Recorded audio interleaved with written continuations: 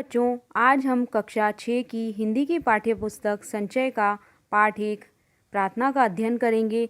इस प्रार्थना के रचयिता कवि सुमित्रानंदन पंत हैं। इस प्रार्थना के माध्यम से कवि कल्पना में ईश्वर को एक प्रकाश मानते हैं जो मानव मन को सही रास्ता दिखाता है, और कवि कहते हैं कि मनुष्य को हमेशा ईश्वर में असीम श्रद्धा रखनी चाहिए।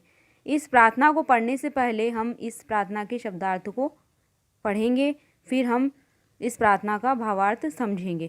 तो आइए हम शब्दार्थ को पढ़ते हैं। संशय, संशय का अर्थ होता है शंका या शक। हित, हित का अर्थ होता है कल्याण या भलाई।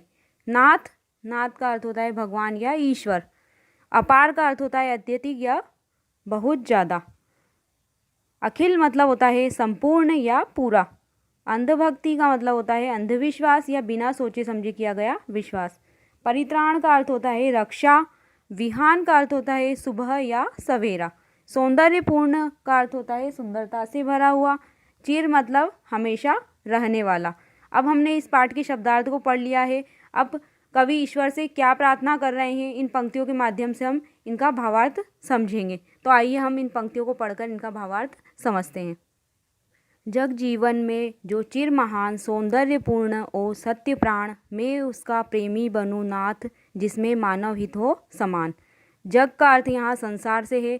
चिर मतलब हमेशा रहने वाला। सौंदर्यपूर्ण यानी सुंदरता से भरा हुआ। सत्य का मतलब होता है सच। नाथ भगवान ईश्वर के लिए आया है। मानव हित मनुष्य की भलाई। जग जीवन में जो चिर महान सौंदर्यपूर्ण ओ सत्य प्राण, मैं उसका प्रेमी बनूं नाथ, जिसमें मानव हित हो समान। प्रस्तुत कविता में कवि सुमित्रानंदन पंत ने ईश्वर से संसार के जीवन को हमेशा हमेशा रहने वाला सत्य, शिव और सुंदरता से भरा हुआ पाने की प्रार्थना की है। कवि भगवान से प्रार्थना कर रहे हैं कि वह उनके प्रेमी बने जिसमें मानव हित मनुष्य की भलाई समान रूप से विद्यमान हो, यानी वह उन लोगों का प्रेमी बने जिसमें जो लोग मानव हित के बारे में सोचते हैं, उन्हीं लोगों को वो पसंद करें। ऐसी कामना वो प्रार्थना के माध्यम से कर रहे हैं। जिससे जीवन में मिले शक्ति, छूटे भय संशय अंधभक्ति, मैं वह प्रकाश बन सकूं नाथ, मिल जावे जिसमें अखिल व्यक्ति। शक्ति का अर्थ यहाँ ताकत। भय का अर्थ होता है डर। संशय का अर्थ शंका। अंधभक्ति का अर्थ होता है अंधविश्वास या बिना सोचे समझे किया गया विश्वास। प्रकाश का अर्थ उजाला। नाथ यहाँ भगवान के लिए आए। अखिल का अर्थ संपूर्ण और व्यक्ति का अर्थ आदमी। जिससे जीवन में मिले शक्ति, छूटे भय संशय अंधभक्ति, मैं वह प्रकाश बन सकूं नाथ, मिल जावे जिसमें अखिल व्यक्ति।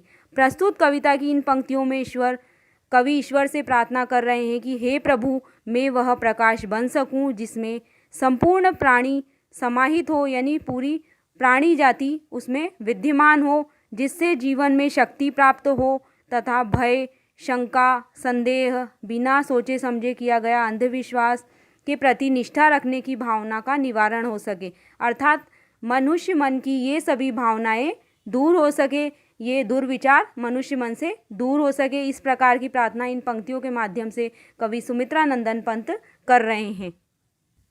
दिशी दिशी में प्रेम प्रभा प्रसार, हर भेदभाव का अंधकार, मैं खोल सकूं चिर मूंदे नाथ, मानव के उर के स्वर्ग द्वार।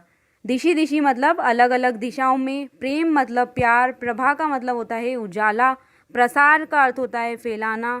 अंधकार का अर्थ होता है अंधेरा। चिर मतलब हमेशा रहने वाला। नाथ भगवान के लिए आया है। द्वार का अर्थ होता है दरवाजा। उर का अर्थ होता है हृदय। प्रस्तुत प्रार्थना की पंक्ति में कवि अलग अलग दिशाओं में प्रेम रूपी प्रकाश का प्रसार करना चाहते हैं। वो ईश्वर से प्रार्थना कर रहे हैं कि आपकी कृपा से इस चारों ओर प्रेम रूपी प्रकाश फैले और मनुष्यों के बीच का हर भेदभाव रूपी अंधेरा समाप्त हो, अर्थात उनमें प्रेम की भावना उत्पन्न हो। कवि ईश्वर से प्रार्थना कर रहे हैं कि मैं मनुष्य के हृदय रूपी स्वर्ग के दरवाजे को हमेशा के लिए खोल सकूं।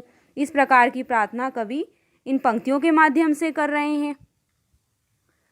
पाकर प्रभु तुमसे अपार दान, करने मानव का परित्राण, ला सकूं विश्व में एक बार फिर से नवजीवन का विहान। अपार का अर्थ होता है अत्यधिक। परित्राण का अर्थ होता है रक्षा, विश्व का अर्थ होता है संसार, नवजीवन यानी नया जीवन, विहान का अर्थ होता है सवेरा। इन पंक्तियों में कवि सुमित्रानंदन पंत ईश्वर से प्रार्थना करते हुए कह रहे हैं कि हे प्रभु, तुझसे संसार के मनुष्य मात्र की पूर्ण रक्षा का मैं अमरदान प्राप्त कर सकूं। अमरदान का प्राप्त करने के लिए मैं अपने आप को कृतज्ञ मान सकूं, आपका उपकारी मान सकूं।